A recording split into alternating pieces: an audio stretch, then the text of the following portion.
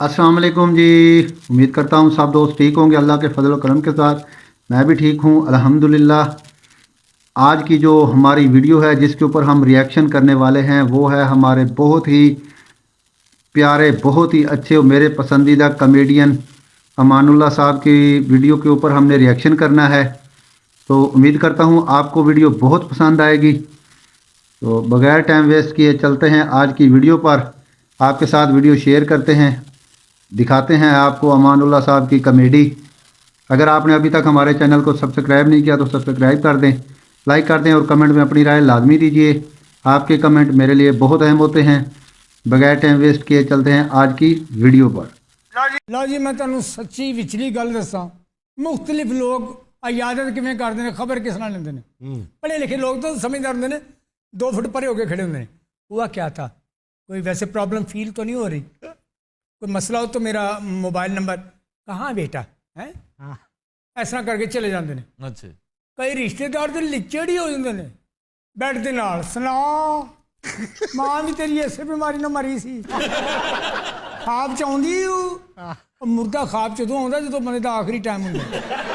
ਇੱਕ ਭਲਵਾਨ ਆ ਗਿਆ, ਓਏ ਉੱਠ ਓਏ ਨਖਰੇ ਕਰਨਾ ਐਵੇਂ ਲੰਮਾ ਪਿਆ, ਉੱਠ ਮੈਂ ਠੰਡਾ ਪਾਣੀ ਸੁੱਟ ਦੇਣੀ ਤੇਰੇ ਉੱਤੇ। ਖੁਦਾ की कसम सच्चा वाक्य मैंने कह रहा आहिस्ता बोल की गल है। अच्छा औरतां साड़ियां रिश्तेदार घरों दुखी ने, सारे दुख में ना फुलनी है। मेरे भरा बीमारी की हुई सी, मुझे अल्लाह वाला बीमार हो गया, मैं घरों ही बीमार। मेरा खामद खाना ही खराब हो गया ना खर्चा दिंदा ना घर आंदा, घरूली करदा, पैर धोंदा, रोटी खांदा, निकल जाता। 8-8 दिन बाद आंदा, जे मेरे को मेरी कमेटी निकल आती है 3000 दी, वो भी लैके नस जाता है। जो तू ठीक हो गया मैं तलाक लैके दे, एक जुत्ती लै दी, एक तलाक लै दी, 2 जोड़े लै दी। मैं तेरे बड़ी खुश हाँ, अल्लाह तेन आराम दे, रब दी जान। पेंडू आ गया है ना, तू अपनी मर्जी नाल पिया, तू हमें पिंड आ, तेरी करिए मालिश।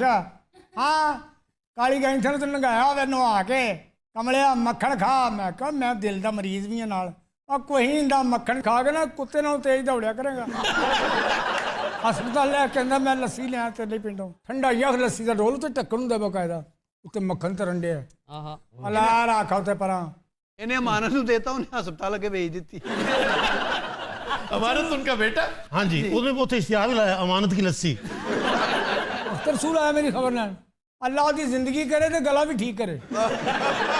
वैसे गले का बड़ा मसला है उनका। हाकी दी गल्लां सुना सुन के चला गया। मेरी हाकी जम्बावे पई है, मेरी हाकी फिर उत्थे पई है। मैं तू एडा कुंद ज़हन है जिथे जाना हाकी भुल होना। उन्हें बाबरा शरीफ तो मिलन आई सी। अच्छा मुझे समझ नहीं आई बाबरा शरीफ से मिलने क्यों गई? कैसा की जैलसी भी, असी मस्कीन लोग हाँ, ना असी पढ़े, ना साढ़े को पैसा, ना कोई साड़ी बैकग्राउंड। ये करोड़पति शख्स है जो ये कह रहा है। करोड़पति शख्स अल्लाह जानता है, बंदे डाकुओं को घर भेज देंगे। नैब बड़े नहीं सुन लो ने मेरे को आ जाना। अब देखा नैब का डर ओ यार हलाल की कमाई है, क्यों डरते हो? हलाल की कमाई उन्होंने नहीं समझे ना गल्लां। अच्छा बाबरा शरीफ की तरफ नहीं जा रहा? और मैं तो जाना चाहना, मेरी उम्र ही नहीं रही। वैसे ही फनकार ने बहुत प्यार करते ने बाबरा। हाँ जी कोर्स, और बहुत उम्दा खातून। देखे बाबरा इतनी पॉपुलर क्यों है? सिर्फ इसलिए नहीं कि मुख्तलिफ तकारीब में चले गए, ऐसे सोशलाइट हो जाना ये काफी नहीं है। ह्यूमैनिटी का लेवल देखिए कि एक कैमरामैन था, उसके हाथ में ब्लास्ट था, एक चल गया, वो जहालत थी उसकी भी और डायरेक्टर की, तो उसका हाथ जाया हो गया। बाबरा जी ने उस वक्त 1 मिलियन 10 लाख की उसको डोनेशन।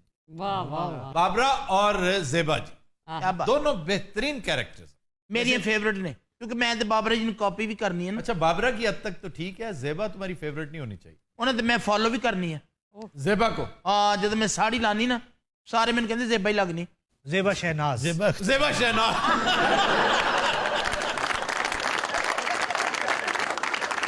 आज की वीडियो बहुत पसंद आई होगी, बहुत ही मज़े की वीडियो थी, वो बहुत ही फ़नी।